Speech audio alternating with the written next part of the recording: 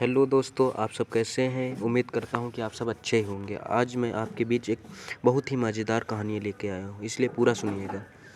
एक व्यक्ति की बात है कि किसी शहर में एक कंजूस ब्राह्मण रहता था। एक दिन उसे भिक्षा में जो सत्तू मिला उसमें से थोड़ा खाकर बाकी का उसने एक मटके में भरकर रख दिया। फिर उसमें उस मटके को खूंटी से टांग दिया और पास में ही खाट डालकर सो गया। सोते सोते वो सपनों की अनोखी दुनिया में खो गया। विचित्र कल्पनाएं करने लगा। वो सोचने लगा कि जब शहर में अकाल पड़ेगा तो सत्तू का दाम 100 रुपये हो जाएगा।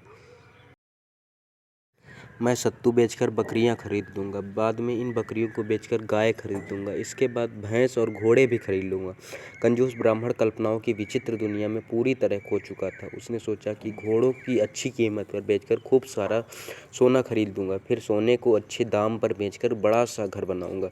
मेरी संपत्ति को देखकर कोई भी अपनी बेटी की शादी मुझसे करा देगा। शादी के बाद मेरा जो बच्चा होगा मैं उसका नाम मंगल रखूँगा।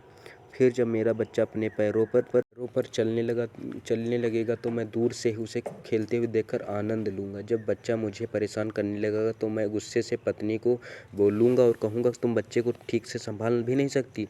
अगर वह घर के काम में व्यस्त होगी तो और मेरी बात का पालन नहीं करेगी तो मैं गुस्से में उठकर उसके पास जाऊँगा, उसे पैरों से ठोकर मारूँगा। ये सारी बातें सोचते सोचते ब्राह्मण का पैर ऊपर की ओर और सत्तू से भरे मटके में उसके पैर की ठोकर लग गई, जिससे उसका मटका टूट जाता है। इस तरह सत्तू से भरे मटके के साथ ही कंजूस ब्राह्मण का सपना भी चकनाचूर हो जाता है। इस कहानी से हमें यह सीख मिलती है कि किसी भी काम को करते वक्त मन में लोभ नहीं आना चाहिए।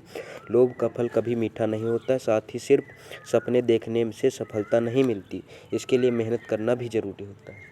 थैंक यू गाइस, पूरी स्टोरी सुनने के लिए आपका बहुत बहुत धन्यवाद। अगर अच्छी लगी हो तो सब्सक्राइब ज़रूर कीजिएगा।